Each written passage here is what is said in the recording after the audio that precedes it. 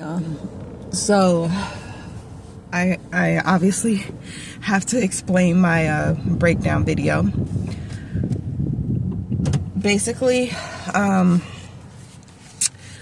I said in the video, I'm going through some financial struggles right now.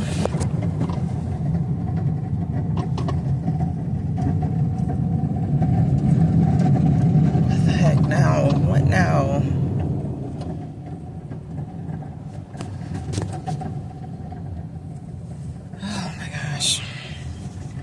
Alright, I'm going through some financial struggles.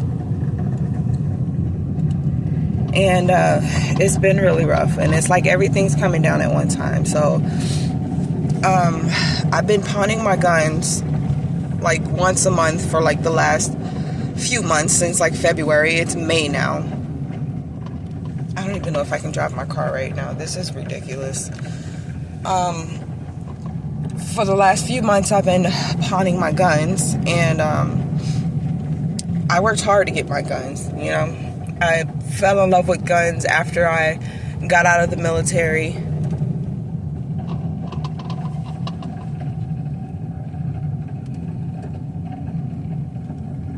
Yeah, I don't trust this noise.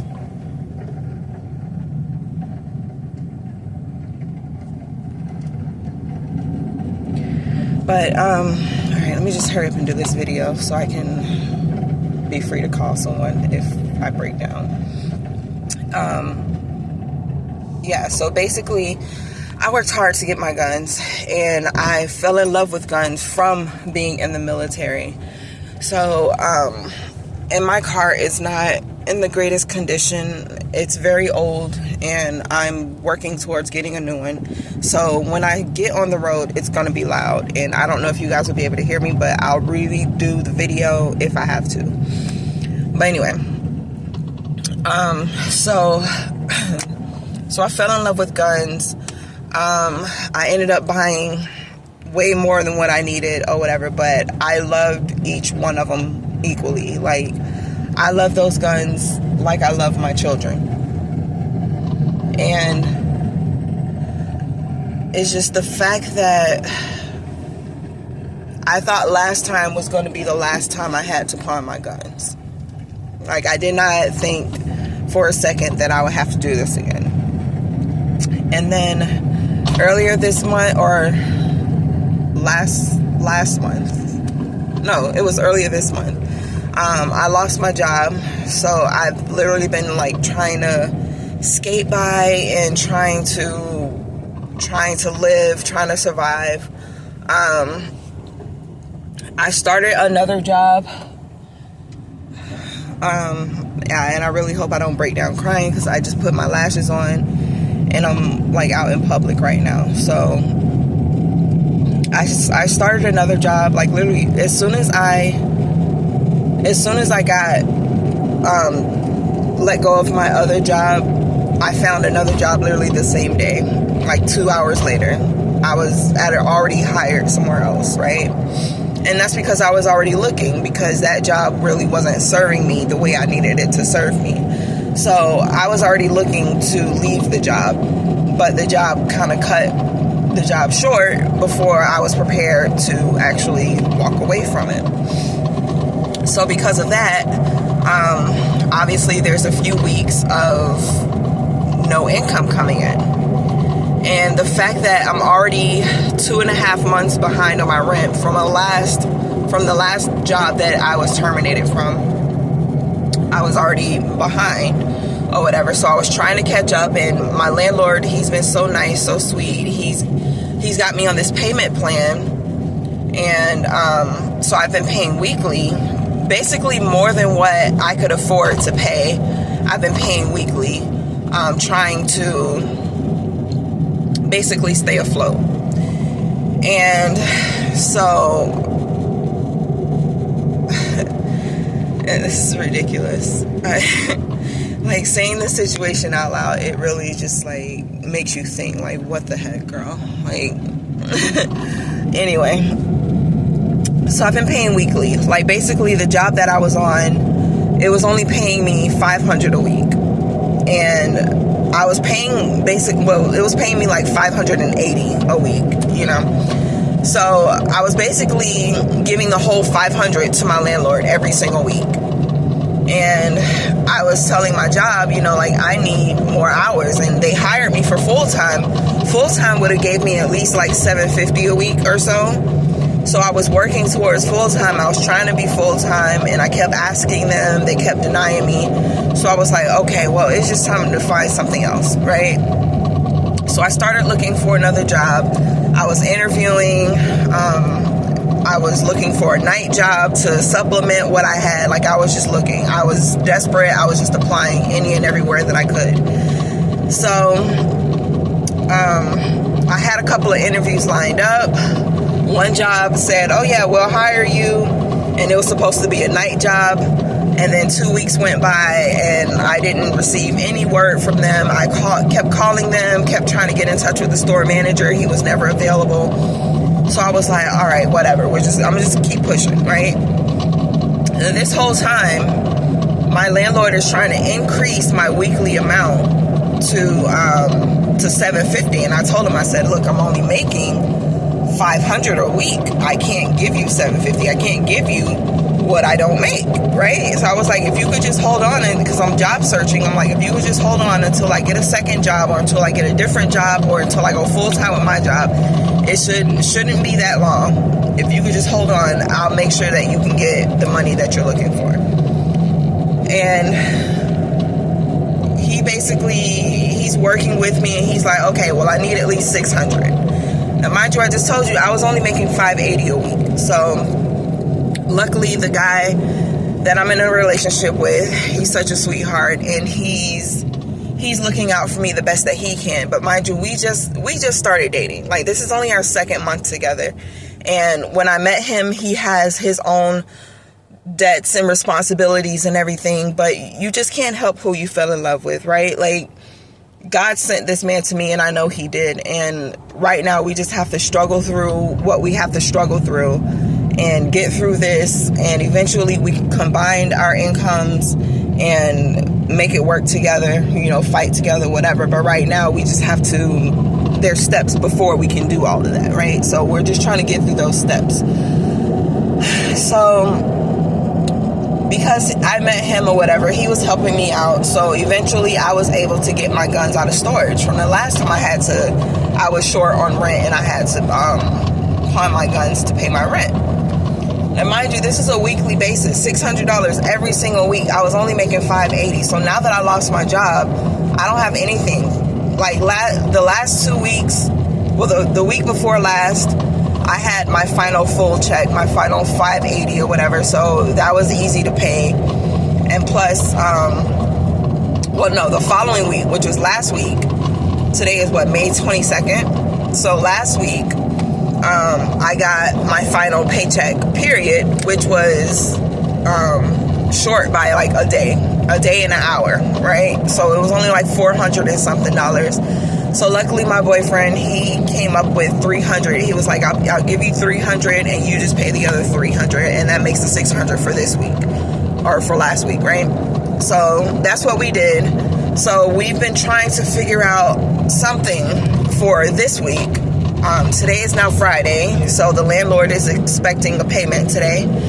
So I told him, I said, look, I don't have anything coming in. You don't have anything coming in. The only thing I know to do is to pawn my guns again. And he and I both do not want to do that, because he knows how much I love those guns. Like, oh my God.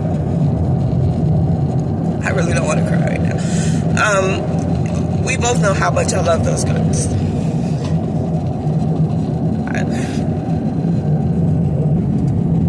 All right, sorry. So we both know how much I love those guns, and especially when I have to put them in a situation like this. Like, I don't have an income. My boyfriend, he makes sufficient income, but it's just not enough to take care of both of us right now, because his expenses kind of eats up all of his income right now. So, he doesn't, he makes six figures, but his outflow, it's what's really eating him alive, right? So it's really not enough to take care of both of us right now. So I still have to work. I still have to do my thing, do what I have to do to help him, pretty much, in a sense. And my way of helping him, like, I don't want to put his business out or whatever, but my way of helping him is to do what I can to hold myself up for right now. And I'm trying so hard, and I know he's trying so hard. Like, he wants the best for us. I want the best for us. But it's just really hard right now. And because this is a week where neither one of us has an income coming in. And what I didn't tell him was that one job that I got the same day where I got let go from my other job, it was basically a fast food joint, and it really humbled me, not even gonna lie. It humbled me to have to put on that uniform and work in a fast food restaurant again and work for the little bit of money that they were offering. It really humbled me. But so he technically thinks I still work there, and I don't. When I went there, it was a nightmare. They didn't want to train me. They stuck me with somebody and was like, hey, train her. And then that person just kind of walked away from me. So I'm standing in the middle of this restaurant. I don't know what to do. I don't know how to make anything. I just know how to make, like, the most basic thing ever. So I'm just standing there, and anytime that most basic thing ever pops up, I'm on it, I'm making it. But anything else, I'm like, I don't know how to make it. They didn't teach me. And I try to ask them, hey, how do I make this? And they pretty much just, like, do it themselves. They don't show me how to do it. So I'm like, okay, whatever. And then the girls in there, like, it was so ghetto. Like, the girls in there, they'll just walk past you, they'll bump into you, don't say excuse me, like they're opening up cabinets right beneath you, hitting me in my leg, not even saying excuse me, not saying anything and I'm just like, can y'all not be ghetto? At least not today. At least not today. Do not be ghetto.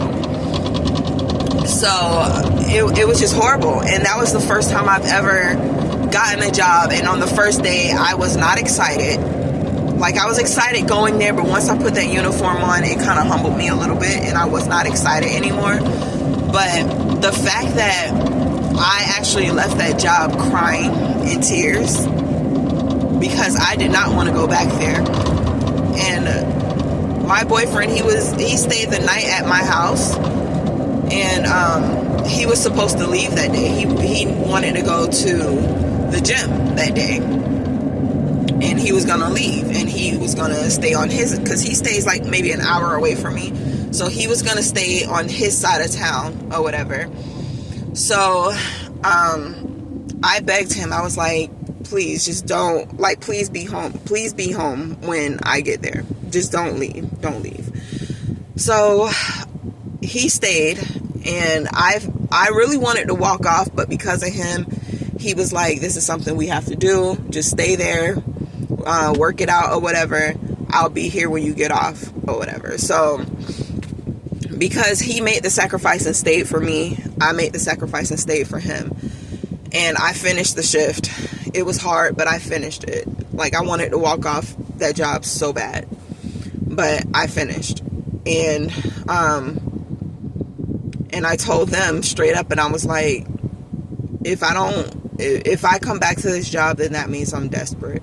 Like, I told them straight up that was the last words they heard from me. If I come back to this job, that means I'm desperate, because they knew that was not a good first day. That wasn't a good first impression for someone. They knew that.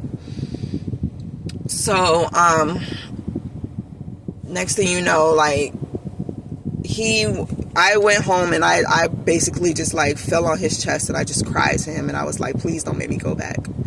Please don't make me go back. I do not want to go back there. Like, I cried to the point where he looked like he was about to cry. And you know, men don't like to cry in front of their woman. Like, he was about to cry because just as much as I did not want to go back, he didn't want me to go back, right? So, hold the phone a little closer. So I'm sorry if I'm all up in y'all grill, because I think the car is a little loud. And I'm trying to drive slow, so it's not like super loud, and I can't really drive fast anyway because there's a lot going on with my car, which is tied into this story. So just hang out with me, and you'll figure out everything going on. So, needless to say, I told him, like, basically, oh, I'm supposed to call back to get a schedule, and actually I was supposed to call back that next day to get a schedule, but he and I had plans that the following day, so I didn't call them back until the day after or whatever. And again, they were just, it's like everybody in that store is just too busy. They're too busy to do anything. They're too busy to talk to you. They're too busy to train you. They're too busy to say excuse me. Like, everybody in that store is just way too busy. So I called there trying to get my schedule. They were busy. They said call back later. All right, cool, boom. I didn't call back that day. And he's calling me. He's like, hey, when's your next time you're there, whatever. And I'm like, oh, they told me to call back. So I waited. I think that was like a Thursday. So I waited till like that following either Monday or Tuesday, and I called him back, and I'm like, hey, I'm looking for the store manager. And of course, she's busy. And I'm like, okay, well, I'm just trying to get my schedule for the week or whatever. And they were like, oh, well, we're busy right now. We'll call you back, blah, blah, blah. To be honest, I was happy inside because I'm like, good, I really don't want to be scheduled. But at the same time, I didn't want to disappoint my boyfriend. So I was like, I need a schedule. So I called him back again. Same story. We're busy, blah, blah, blah. So at this point, I'm like, I've called you guys 3 times. Nobody's called me back. So it is what it is. It may be what I said at the end of my shift, but I said it to someone who was pretty much a nobody. You know, like, they were low on the totem pole, so maybe they went back and told everybody, maybe they didn't. I don't know.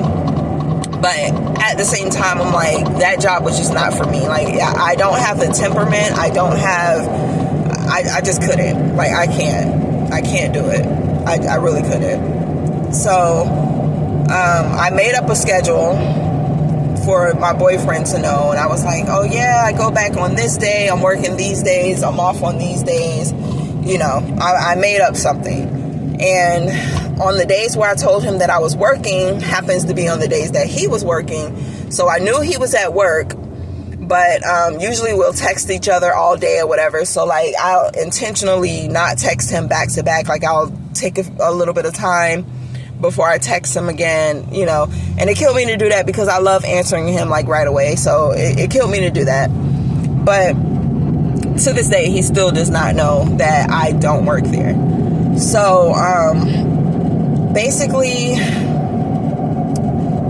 yeah, it's been going on like that. This is like the second week that it's been going on like that. And my only thing is like, next week, when he's expecting a paycheck, when he's willing to go half with me on my rent, what am I going to do? Because I'm pawning my guns for this week. I don't have anything else to pawn. I don't have anything else of value to sell.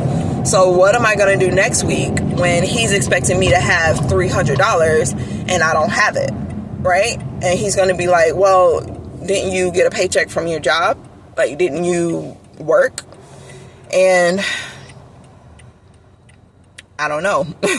I don't know what I'm going to do. And part of me, and this week I was supposed to be doing Instacart and DoorDash and all that good stuff. I was supposed to be doing that. But to be honest, my car is in such bad condition. Like, my car is on its last leg right now. To the point where I am scared to drive it right now.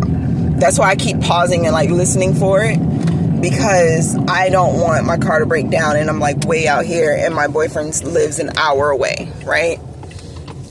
So, basically, that's the story with my car. And my car has been like going downhill and I was looking towards getting it fixed, but when I spoke to him about it, I'm like, look, the amount of work that it takes to fix my car, the car is worth less than that, so I may as well just get a new car. So every month I get a VA check, a VA disability check from the military or whatever. And I was planning on using that as a down payment on a car. But the last month is what I used that to get my guns out of storage. So this month, or next month I meant, So yeah, this month I used it to get the guns out of storage. Next month I planned on using it to get a car, to put a down payment on a car. So I was gonna opt in for a car payment. Hold on, because I gotta back in. I don't ever back out or go front ways parking, whatever. So yeah, basically,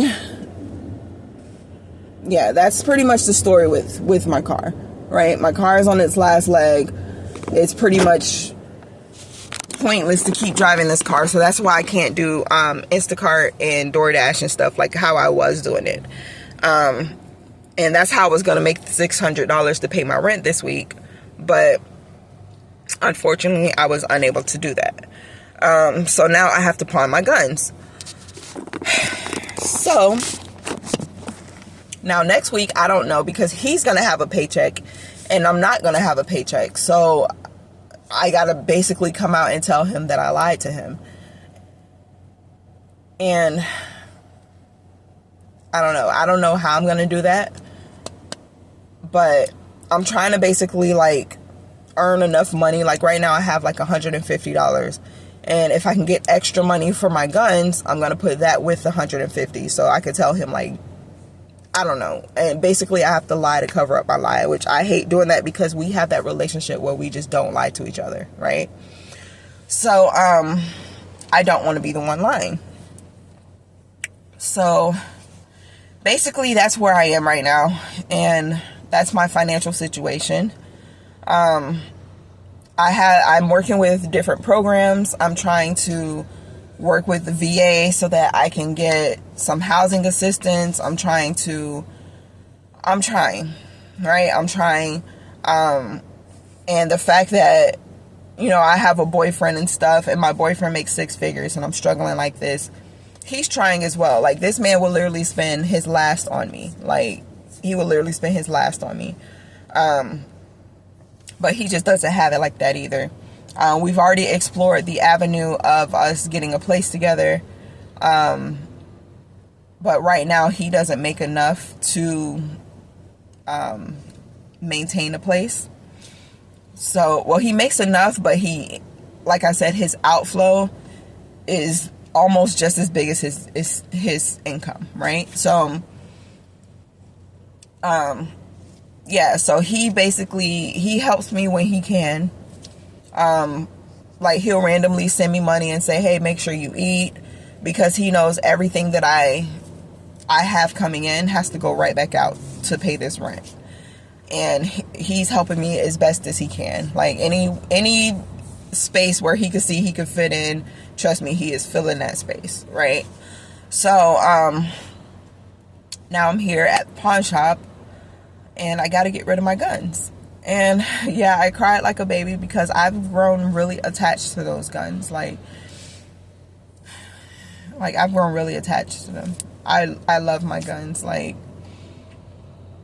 everybody has that one thing. Like, if I can get rid of this car, I would. Like, if I could, like, I've had a Maserati before. Like, if I had that Maserati, I would choose to get rid of that Maserati before I get rid of my guns. Like, I would get rid of anything before I got rid of these guns, but I have kids, so I can't even get rid of my place. Like, if it was just me, I don't care. I would just live in my car. This raggedy behind car, I would live in it. I don't care. But the fact that I have kids, I have to fight. I have to put up some kind of fight. I can't just go down like a punching bag, right? So that's pretty much where I am. And it was a hard decision. And me and my boyfriend, we're so in tune. Like, when I was making that video and I started crying, he immediately texted me, like, before I even hit record to make that accountability video. He already texted me. He was like, I feel like something's off with you. And I'm just like, I'm like, well, to be honest, I'm crying right now. Like, I really don't want to have to pawn my guns again. Like, this guy, every time I come in, I'm like, oh, next time, hopefully I'm buying a gun and not selling them. Like, and this time I'm going to go in again with the same story. Like, hey, this is going to be the last time, right? There's no way I can continue to keep living like this. There's no way. I don't even, oh yeah, his car's right there. So, I don't know. I don't know what else to say. Like, that's pretty much my backstory or whatever. That's the reason why I made the accountability video, because once me and him, we pull ourselves out of this hole, I want to go back and I want to be able to motivate people. You know, I want to be able to pull this video up and say, hey, look, this is what I've been through.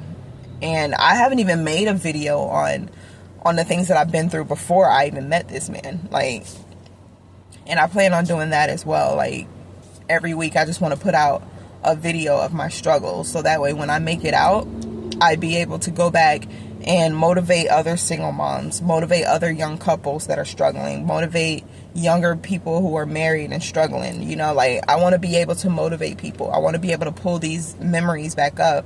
And although these memories may hurt to me right now, I want to be able to make sure no one else has to go through what I'm going through, right? I want to make sure nobody else has to hurt the way I'm hurting. I want to be able to motivate people, let them know that they can pull themselves out just as well as I did, right?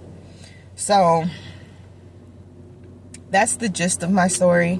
I could go more in depth with everything, like how I got all the way in this situation, how I trusted people and got backstabbed, you know, like how, you know, old relationships pulled me down instead of lifting me up, like how this relationship differs from other relationships. Like, there's a plethora of topics that I could talk about, in which I probably would, because that's going to pretty much get me through all of this or whatever. But I do want to continuously post about things that me and my boyfriend are doing currently to pull ourselves out. I don't know 100% what he's doing on his side, but he got his plan going. You know, I got my plan going. And again, we're not married. We're not one. So he's not obligated to help me, but he is helping me. Once we're married and one, then I would know more information about his financial side and everything. But as of right now, whatever he tells me is what I have to be satisfied with, because that's his pockets. I can't count his pockets. I can only count mine, right? So, yeah, that's pretty much where I am right now. But I'll make another post, basically saying how I got into this situation, because it's more than just me losing my jobs, the 2 jobs that I lost or whatever that I mentioned. It's more than that. My boyfriend, he saved me so many times. Like, I don't know where I would be without this man right now. Like, I really don't know. I don't know where I would be.